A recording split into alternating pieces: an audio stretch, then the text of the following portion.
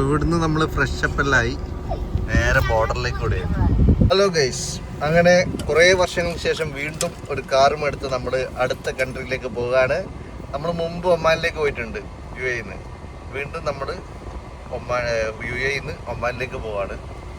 ഒരു 1 ട്രിപ്പാണ്. അപ്പോൾ കുറേ ആൾക്ക് പല സംശയം ഉണ്ടായിരുന്നു കഴിഞ്ഞ വീഡിയോയിൽ, എങ്ങനെയാണ് പോവുക, ഏത് വണ്ടി എടുത്തിട്ട് പോവുക.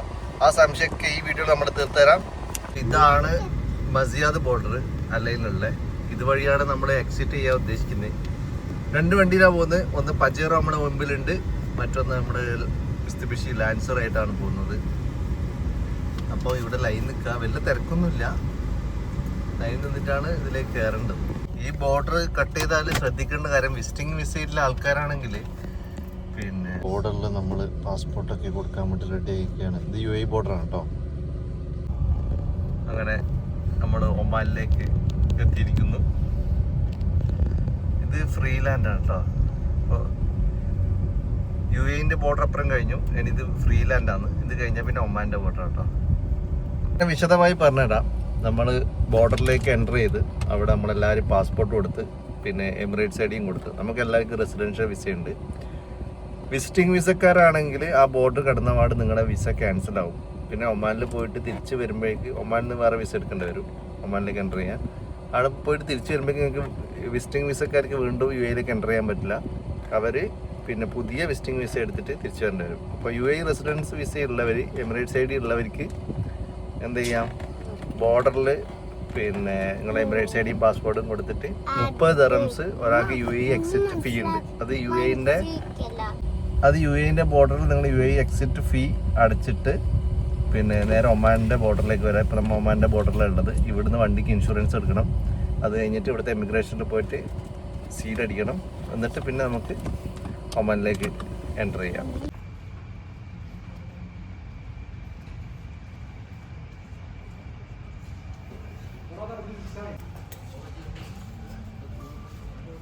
ഇൻഷുറൻസ് എടുത്ത് 126 ദിർഹമായി നമുക്ക് സെഡാൻ വണ്ടിക്ക് ഇൻഷുറൻസ്. 7 ദിവസത്തെ ഇൻഷുറൻസാണ്. 3 ദിവസമുണ്ട്, 5 ദിവസമുണ്ട്, 7 ദിവസമുണ്ട്. അതിൽ 5 ദിവസത്തിന് 7 ദിവസത്തിന് സെയിം റേറ്റ് തന്നെയാണ്. അങ്ങനെ നമ്മൾ ഇൻഷുറൻസ് എടുത്ത് ഇനിയിപ്പം നേരെ അവിടെ എമിഗ്രേഷനിലേക്ക് പാസ്പോർട്ടിലായിട്ട് പോകണം. 7 ദിവസത്തെ ഇൻഷുറൻസ് എടുക്കുന്നതാണ് നല്ലത്. പിന്നെ 5 ദിവസത്തിനും 3 ദിവസത്തിനും ഒരേ റേറ്റ് തന്നെയാണ്.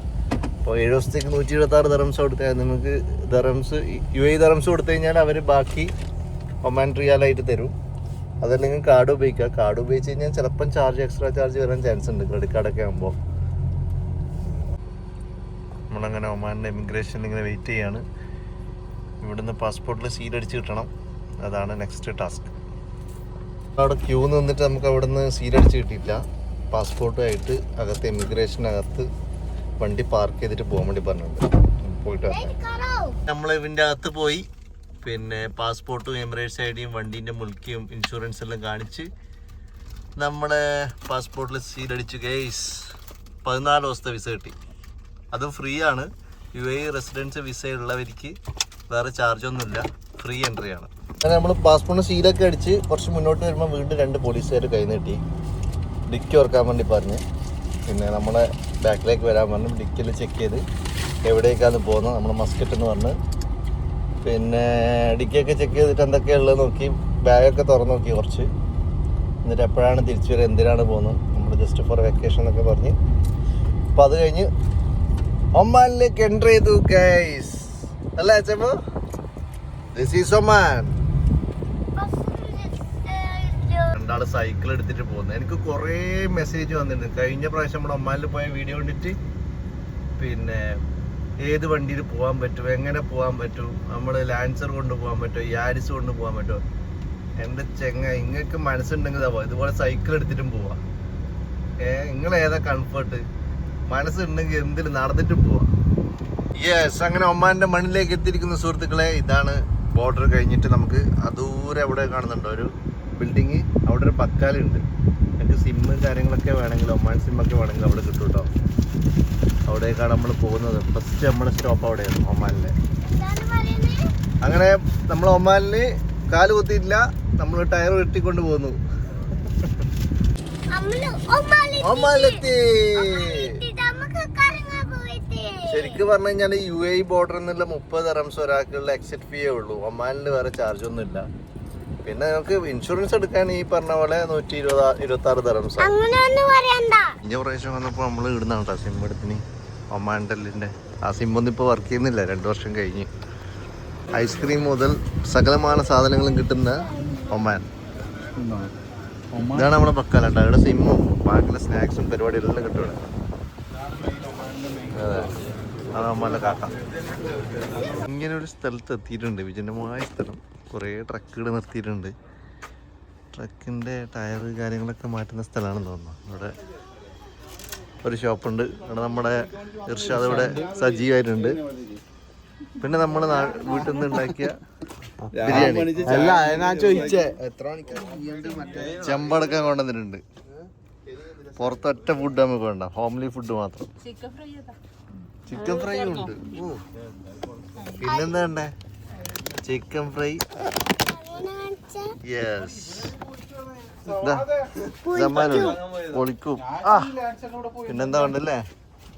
ഓക്കെയോ, ഡെൻഡറേഷനാ. ഇതാ ഡെലിവറി, നൂണില് ഡെലിവറി എത്തി. തൈര് ദിർഹംസ് അല്ലാട്ടാ, ഇവിടെ റിയാലാണ്. റിയാല് നമ്മ ഫുഡ് കഴിക്കുന്നത്. കുറേ ട്രക്ക് വെച്ചിട്ടുണ്ട്, ഇഷ്ടംപോലെ ട്രക്ക് ഉണ്ട്. 2 വണ്ടി ഇവിടെ പാർക്ക് ചെയ്ത് ഫുഡ് കഴിച്ചോണ്ടിരിക്കുന്നു സുഹൃത്തുക്കളെ. സ്പോയിലർ റിഷാദിന്റെ ഷോപ്പിലുണ്ടോ? എടാ, റിഷാദിന്റെ ഷോപ്പിൽ ഈ സ്പോയിലർ ഉണ്ടോ? ആ,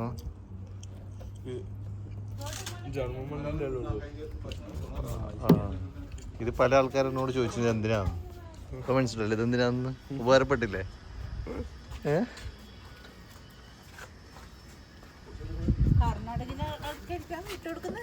അല്ല, ഇതിപ്പോ മനസ്സിലായില്ലേ ഇതെന്തിനാന്ന്? നല്ല ഹോംലി ഫുഡ്.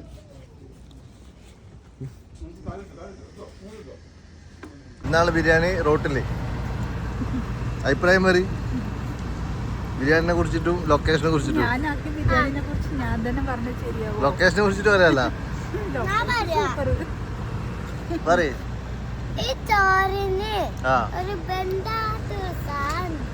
വേണ്ടാത്ത സാധനം അതെന്ത്? പച്ചമുളക? പച്ചമുളക കൊട്ട? കൊട്ടില്ലാത്ത മട്ടൻ ഉണ്ടാവോ? നല്ല മട്ടൻ ബിരിയാണി അല്ലേ ഇത്?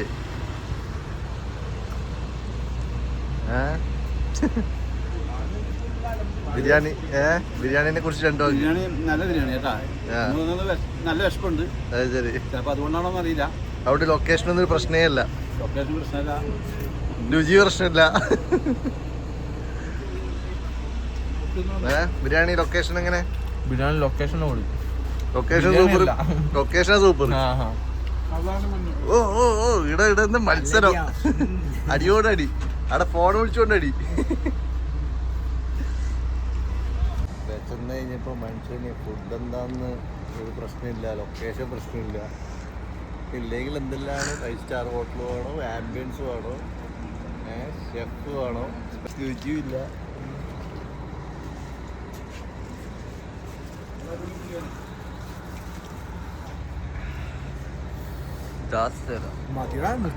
ഇവിടെ ഉണ്ട് ഒരു ചൈന മാർക്കറ്റ്. നമ്മൾ ഇവിടുന്ന് ഒരു ചായ വാങ്ങിച്ച് ഇവിടെ എത്തി. 300 പൈസ അതാണ് 3 ചായക്ക്. പിന്നെ നമ്മൾ ഇതെടുത്തത്, സിം എടുത്തത് വോഡോഫോണിൻ്റെ സിമ്മാണ് കേട്ടോ. 60 UAE ദിർഹംസ് കൊടുത്ത് 36 GB ഡാറ്റയും 100 കോൾസും ഉണ്ട്. ഇത് Vodafone to Vodafone local 100 calls. അങ്ങനെ നമ്മൾ ഹോട്ടലിലെത്തിയിരിക്കുന്ന സുഹൃത്തുക്കളെ.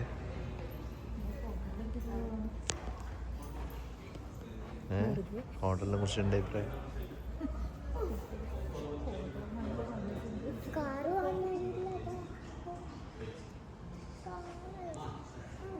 യെസ്,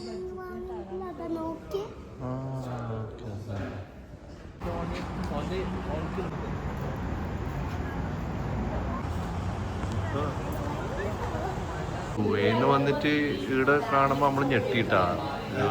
2 റുപ്യ 2.10 ഇതൊക്കെയാണ് ഇവിടെ ഫുഡ്. ഇതുണ്ടാവും ചിക്കൻ പക്കോറക്ക് 1 തിന്നു.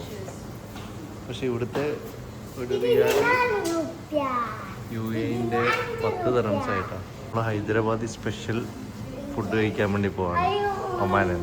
ഇവിടെ വന്നിട്ട് സാധനമായിട്ട് ഒന്നും തിരിയുന്നില്ല. 25 പൈസ, 10 പൈസ, 100 പൈസ, റിയാല്. ആകെ പ്രശ്നമായി മോനെ. ഇപ്പം എന്തോ സാധനം വാങ്ങിയിട്ട് 25 ബിൽസ് തന്നിട്ടുണ്ട്. ഇതിൻ്റെ വാല്യൂ എത്രയാണെന്ന് എനിക്ക് ഗൂഗിളിൽ കണ്ടുപിടിക്കണം.